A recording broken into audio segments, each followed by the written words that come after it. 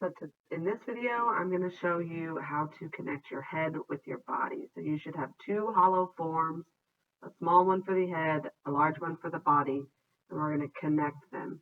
Remember, anytime that you are connecting clay to clay, you have to slip and score. So I'm going to mark where that is going to connect, and I'm scoring my body. You really want to wrap up that surface to get as much surface area for the connection as possible. I'm scoring my head. You always score both sides of the connection. And now I'm going to add some slip to one side. Be liberal with the slip. And I'm going to stick it on there. I'm not going to put a whole lot of pressure. I am going to smush it a little bit, but I don't want to cave in the cavities. I don't want to squish my body. After that, you're going to have to grab a little bit of extra clay because we're going to make a coil to wrap around to serve kind of as a neck, but also to really support that connection and make sure that the head does not fall off the body. So roll the coil. It can be pretty thin. It doesn't have to be thicker than your pinky for this one. Because we're just going to use it to fill in the crevice between the head and the body. We're going to wrap it around the neck. You don't need any slip for this because we're filling in that crevice that already has slip in it. So this is just extra supportive clay. Then you're going to grab your wooden modeling tool, which is on the other side of your wooden knife. And you're going to take the round tip of it, you're going to push it in and smooth it down towards the body. And you're going to do the same thing. For the head, you're going to turn it around, use the round end, push the clay in, and smooth it up towards the head.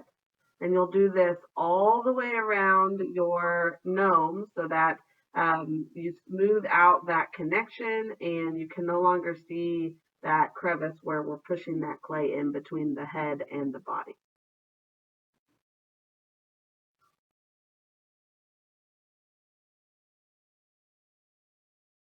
You can see I'm going to end up having a lot of extra clay. You can smooth that right back into the head and the body, or you can kind of remove it as you go. It's really up to you. You just want to make sure you're getting a good amount of clay pressed inward and then smoothed out down and up. After you go around it once with the tool, you can go around it and clean it up with your hands. Remember that craftsmanship is a very large part of your grade in this class. So you want to make sure that you're cleaning up all of your connections and there's not any rough surfaces, unnecessary textures and whatnot. And the easiest way to do that is by cleaning with your fingers as you go. And that's how you connect the head with the body. It should be pretty secure, but we are going to need to support it a little bit differently as it dries overnight. And we're going to do that by a couple extra grocery bags. So because the neck is going to be a really weak point in with our clay right now, we want to support that neck while it firms up a little bit overnight. So I'm going to wad up some grocery bags and I'm going to make it a bed. So it's a really loose wad. It's not really tight. You want to make sure that there's comfort there. And I'm going to lay it underneath the neck. Here I take another one and I kind of support the body cavity a little bit. So I do the same thing and I just loosely fold over a grocery bag. And I put it kind of underneath the butt of the gnome. I guess I didn't do that, but you could do that.